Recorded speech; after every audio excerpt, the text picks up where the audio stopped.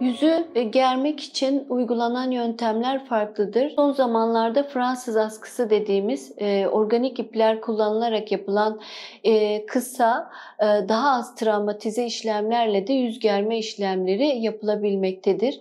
Fransız askısında kullanılan materyaller tamamen organik materyallerdir. Organik ipler kullanılmaktadır. Organik ipler ile hastanın ihtiyacına göre yüz şekillendirilebilmektedir. Özellikle 40'lı 50'li yaşlardan sonra yüzde yer çekiminin etkisiyle sarkmalar olmaktadır. Bu sarkmalar yüzün aşağı kısmında, çene kısmında ve gıdı bölgesine doğru olan sarkmalar daha belirgin olmaktadır.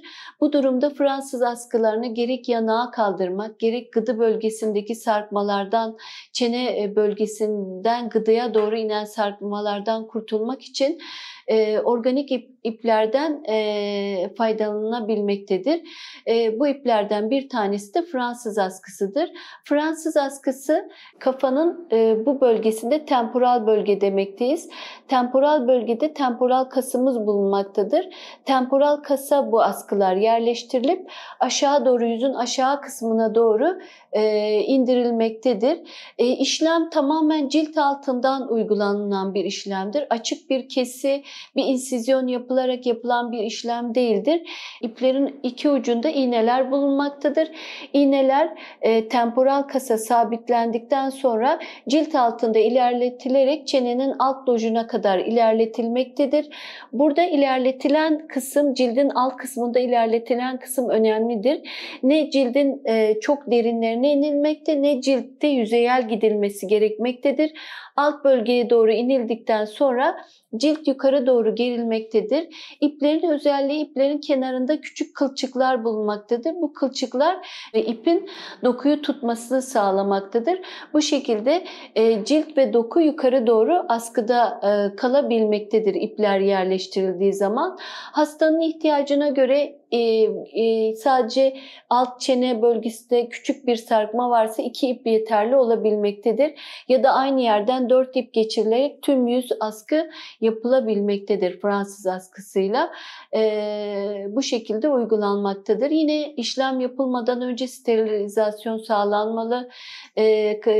Tamamen temporal bölgede saçlı kısımdan çok küçük bir kısım da saçlardan o bölge temizlenmeli.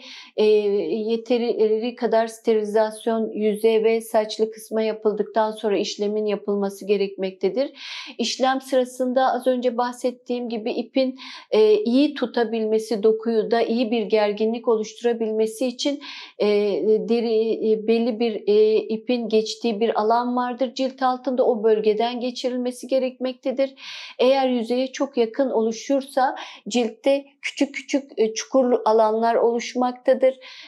Bu çukur alanlar daha sonraki süreçte de devam etmekte ve hastayı estetik olarak üzen sonuçlar oluşturabilmektedir. Bu açıdan yapılırken hekimin bu işlemleri oldukça dikkat ederek ipi uygun konumda yerleştirmesi önemlidir. İşlemden sonraki süreçte hastanın sağa veya sola yatması, yatmaması önemli. 15 gün kadar 2 yastıkla sırt üstü yatmasını öneriyoruz. Yüzüne aşırı masajlar uygulanmasını istemiyoruz. Yine sıcak saunadan uzak durmasını, güneşten yüzünü, cildini korumasını hastaların istiyoruz.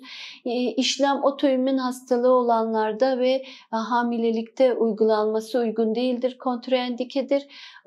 Bu açıdan hastaların bilgilendirilmesi gerekmektedir. İşlemden sonra hastanın bir hafta kadar bir ağrısı, dikiş, iplerin geçtiği bölgede olabilmektedir.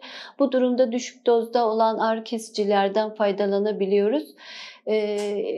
Sonrasında ciddi bir problem, ciddi bir komplikasyon çoğu zaman yaşanmamaktadır. Yüz felci olan hastalarda da yüzün tabii felç olmasına bağlı olarak yanak bölgesi aşağı doğru, yer çekiminin etkisiyle aşağı doğru sarkmaktadır.